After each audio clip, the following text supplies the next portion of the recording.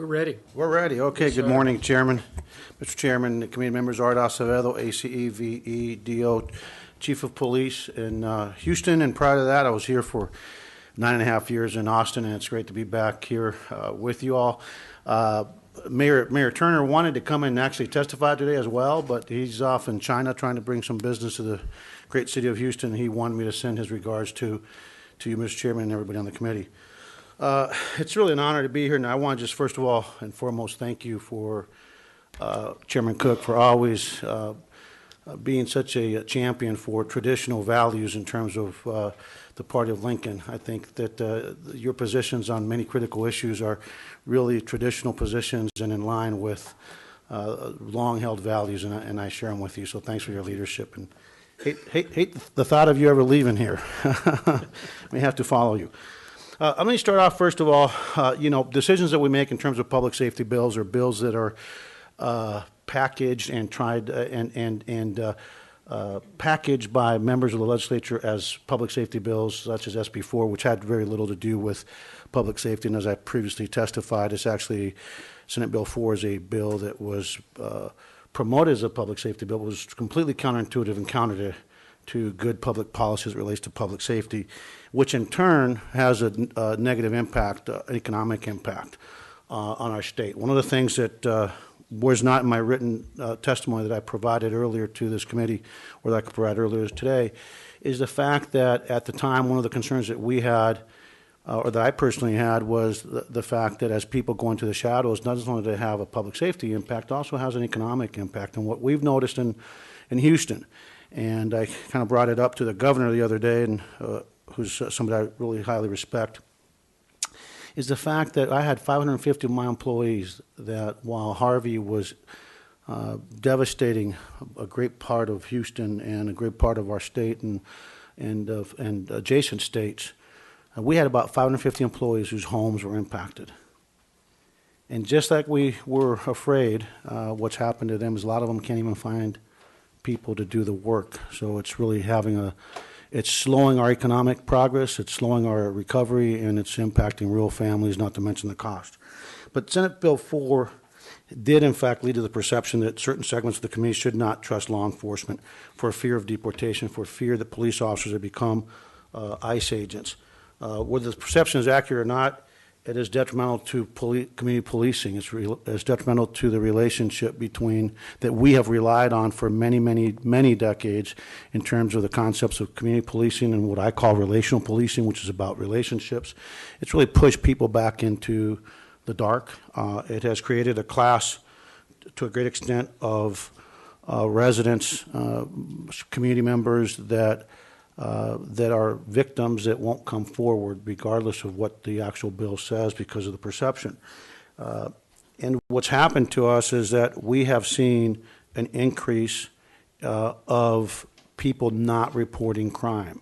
We've had lawful residents, U.S. citizens, that have neighbors that are undocumented that have told our officers or our district officers or community policing officers that neighbor A has been victimized and they don't want to come forward. They're afraid to come forward. And that has an impact on safety. I think it has an impact on the safety of all Texans, and we know as crime starts rising throughout many big cities in this country, which is in fact starting to occur, that has the potential of an economic toll on us. So we are continuing to work diligently. Chief, yes, sir. Thank you for being here. Can you categorize some of the types of victims or criminal activity where people are not coming forward? Absolutely. I can just start off when SB 4 was being debated, and after what we did is in 2017, we took a look, just to give you a quick snapshot, at the first 3 months of the year, compared to the first 3 months of 2017 versus the first 3 months of 2016 in terms of the reporting of crime. And we found in the city of Houston that the reporting of sexual assaults by Hispanic victims was reduced by about 42. We saw a reduction of about 42.8% in the reporting of sexual assaults. Then when we looked at the rest of the different ethnic groups in our city and races, we saw there was actually an increase of I recall, about 11%. That's a problem because the person that victimizes an undocumented or a Hispanic victim today, is going to victimize somebody else. We saw the same trend in terms of all Part 1 violent crimes, where Hispanic reporting of Part 1 violent crimes includes robbery and burglary and assaults, things of that nature, went down. But when you looked at the rest of society, it went up. And so if you lose, and you think about the large number of Hispanics that we have in the city of Houston and the state of Texas, members of our community, if you lose an entire class, there's a degradation in terms of that trust and people coming forward. If they're not reporting it, that means that a suspect is out there lurking amongst us that's going to victimize somebody else. I'm assuming that this is also going to be true in whatever efforts you're having towards drug trafficking and dealing with cartel issues, gang members. Not just that we've got this horrible victimization of people in their homes, sexual assault, robbery, and burglary, but the networks that are out there, the criminal networks, people just aren't going to be coming forward either. Absolutely, and you think about the disruption, prevention of terrorism, of any type of criminal activity. It is the number one force multiplier for a police department. If you think about budgets in this country, we've been cutting police budgets every year, and we're down to the bone in the city of Houston. I mean, there is no fat in our budget. What we rely on is the relationships and the trust of the community. They are the greatest force multiplier. They're the eyes and ears of law enforcement. And when you take and pass laws that degrades that trust, that tears down that trust, that hard-earned trust, I might add, where we saw, just historical lows in violent crime in this state and around the country, you're impacting negatively all of us and the collective safety of all Texans and Americans, and it does have a tremendous impact. Then you think, when you think about SB4, the focus was really on Hispanics, but I think people forget that undocumented immigrants are here from around the world. You talk about the Middle East, you talk about Chinese, Irish. I mean, I've run into South African undocumented immigrants that showed up here at a hearing that had a vested interest in these issues that were against SB4. So it impacts all of society across the racial boundaries, ethnicities, and fortunately for us, I'm bilingual. I think that helps. I keep speaking out and making sure our community knows that regardless of the political theater here in Austin at the Capitol, that sometimes is more focused on primary politics in the next election. And from my perspective, it's checkers, not chess that they're playing. We are not going to become ICE agents. We're going to focus on what matters most, and that's the lives and safety of our citizenry. So there's more on SB4, but I don't want to take up too much time with the committee. I think our position, and it's not just my position, but it's a position that's shared. Chair Moody has, I think he has. It's shared by the vast majority of law enforcement, including labor. When you have labor and chiefs coming together against a law, that's a hint. Before you move on from this topic, I want to highlight one piece that you brought up, because you mentioned, and many people who were proponents of SB4 mentioned, there was a provision that was added to the bill to exempt victims and witnesses of crime. And I think I want to go back to the point of your testimony. You go, no matter what the language is in the bill, the perception in the community, this is the part that's the problem, is that the perception in the community, communities like ours out in El Paso, is that our local law enforcement is now a federalized immigration force. And the nuts and bolts of whatever bill passed doesn't matter in the real world that you're working in. And so, Show Chair Thompson present. I think that point can't be lost here, because what we will do over time, just like you said, you create these networks of communication and building relationships over time, and the community policing model that's been promoted since, I don't know, mid-'70s or something, to start to build all these relationships up, it begins to degrade. And what you will have, and I think to Chair Oliveda's point, is these pockets of criminality, where you say that the reports are going down. Criminals aren't stupid. They're going to know where they can operate with impunity, and it's going to be in the communities where they're less likely to be reported. So in a community like ours, in the outlying parts of the county, where community policing is more pronounced, and it's going to be degraded in the same degree. So in Houston, where you've got sex trafficking rings, you have drug trafficking rings that are operating within businesses in certain communities, that's where over time you're going to see people operating.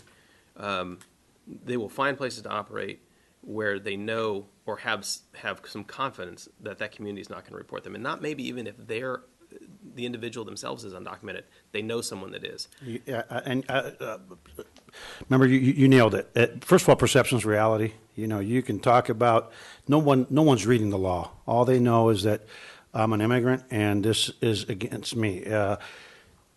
It's not just about whether it's a witness or a victim. It's also my son's not the victim or the witness. My cousin, my neighbor, my friend, and so they don't want to cooperate because they don't believe, number one, that we're interested in anything they have to say, number two, that we value them as human beings and as fellow Texans and neighbors, and number three, they're just deathly afraid that if they draw any attention from law enforcement, that other members of the same household will potentially become the target of that officer that shows up and decides, I notice you don't speak any English here, let me see your papers, or, are you here legally? So it is a huge problem. But again, we're going to continue to work diligently in the city of Houston. Bad public policy and laws are passed all the time, and it's our job as the people in the front lines to try to overcome, and hopefully at some point we'll have comprehensive immigration reform in this country, which is what we so desperately need. Should I move on? Yes, please. Okay, let me just bring up the bathroom bill. I know that, again, another bill that, I'm sure it'll be like Groundhog Day. We'll be talking about it again next session, but let's just be really clear on the record that this is a bill that law enforcement simply does not support. It's a bill that, once again, is it's in search of a problem. Anything that could happen today in a restroom that is of a criminal nature, we have plenty of statutes on the books that can handle whatever might happen in this area. We already know that this type of bill has had economic impacts on other states where companies, corporations, I can tell you that a lot of our cities here in Texas are trying to get a very large company that likes to deliver a lot of things from the comfort of your home. You know who I'm talking about. They're not going to come here with a bathroom bill. And there's other companies that won't stay here if we pass that bill. We don't have the resources. Our officers, again, I don't agree with Charlie Wilkerson on much of anything from CLEAT. When you have CLEAT, TMPA, which is police labor groups, standing with police chiefs against an SB4 or against the bathroom bill, that is called a clue in my business that you're going down the wrong path. This is again contrary to community policing. I don't know what they expect us to do. We don't want to be the potty police. We don't have the time or the resources. It can lead to discrimination. It's just something that A, is not needed, B, is unwise, and C, it is something that is not even enforceable. We already have laws in the books. I think it's kind of disingenuous for members of this legislative body to try to bring a bathroom bill when we come here as law enforcement looking for laws to address real criminal problems. They tell us, you don't need that. There's already laws in the books. Well, once again, let's be real clear from law enforcement's perspective, not just Art Acevedo, Chief of Police of Houston, and police labor.